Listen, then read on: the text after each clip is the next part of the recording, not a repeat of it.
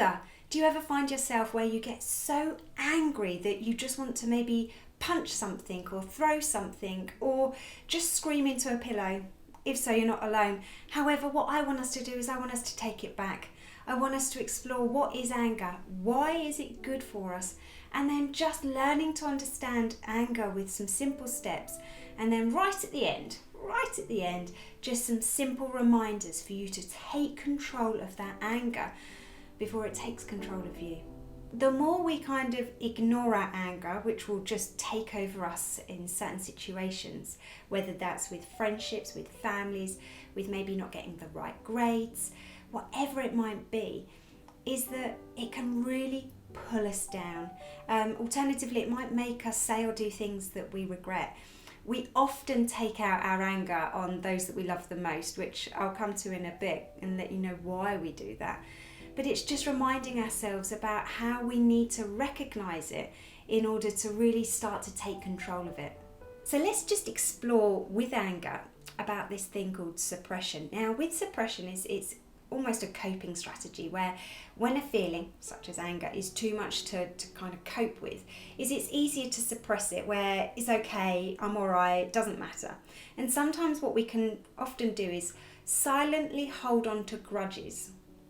So it's as if we don't voice them, which I can understand in a sense of you wanting to protect maybe other people or not even allow yourself to feel it. However, what's happening there, for example, is that we're suppressing it. And then sometimes what happens is it could be the smallest of things and then we just explode. Alternatively, we just carry on holding those grudges silently that just get heavier and heavier. So just explore maybe, what are you hiding? Where does this anger come from?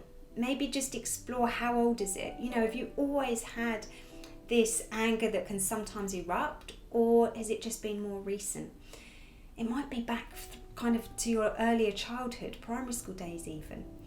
And also it's trying to explore those triggers as well, because it's learning to understand what is it that makes you flip, and whether that is you wanting to punch walls, punch somebody, throw things, smash things, slam doors, go up the stairs really noisy, or whether that's just you holding on to it, biting your tongue, just kind of keeping busy so you can ignore the feeling. It has that power whether you realise it or not. So what we need to do is we need to find the right outlet, because once we've found the right outlet, which can be a bit tricky along the way, however, once we find that right outlet, then what we'll be able to do is we'll be able to kind of allow it to leave us without kind of it circulating within us. Now, the thing is with anger is sometimes that because it's such a tricky emotion that we don't know how to express, and sometimes what happens is that we often cry out in anger, and that's sometimes with our words or with our actions. But it's just about reminding ourselves that we are a good person. We're just having to process this feeling called anger. So my first step is that I'd really like us to explore, who do you normally aim your anger towards? So as young people, it's often that we have these people that we take our anger out on the most. Often that's because it's the people that we love the most, because there's this thing called unconditional love, where we believe that because they love us that they'll be able to hear it, they'll be able to take it. The thing is though, I need you to remind yourself that your words have power, therefore they can hurt. They can hurt other people. So it's just about reminding yourself, okay, I'm in a bad mood, right, I'm going back home now, okay, let's just hold it back and actually realise that sometimes when you're projecting your anger onto somebody, actually they're not the ones that you've got the issue with. They're just the ones that you're projecting the anger onto. My second step is I want us to mindfully communicate our anger. And with that, I don't want us to be angry at ourselves for feeling angry. I want us to get curious. I want us to explore and communicate with ourselves what's really going on.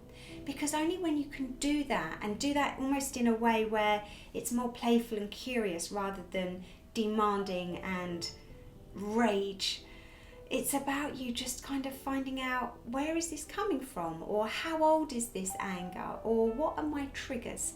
It's just about kind of just gently being curious. I think I said that before, but we'll go with that. Gently being curious. Feel it. I don't want us to project it onto other people or to smash things or trash things. I want us to feel it. I want you to locate it within your body. Where are you feeling it?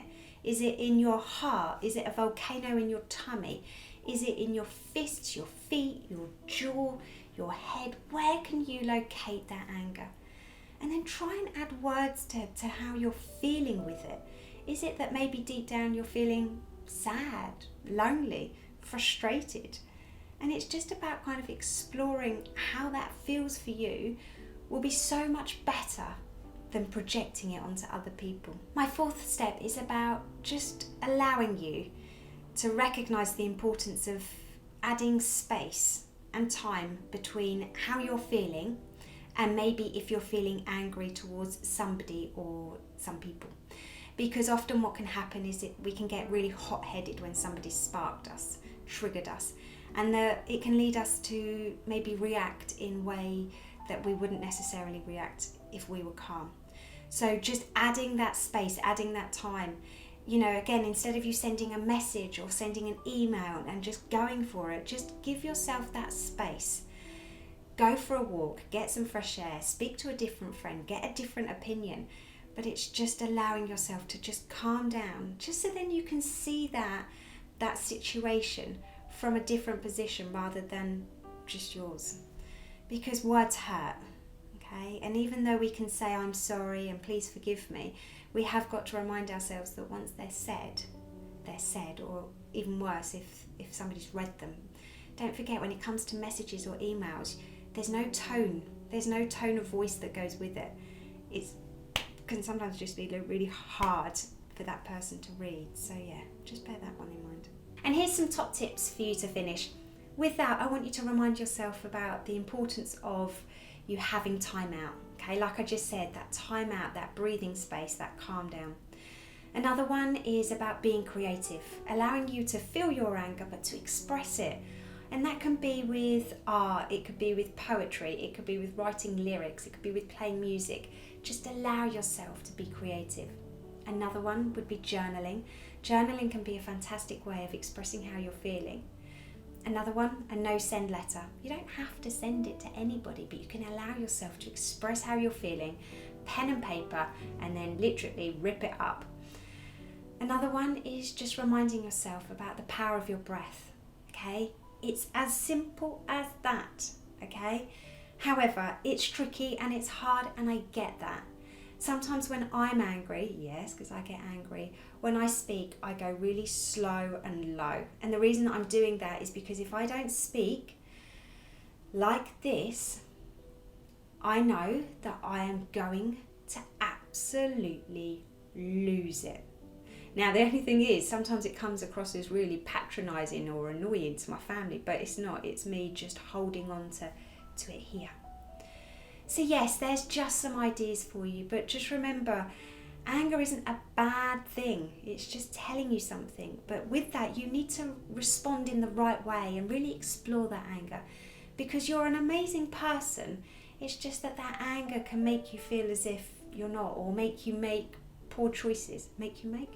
Lead to poor choices. Anyway, you stay awesome, and I'll see you next week. Bye guys.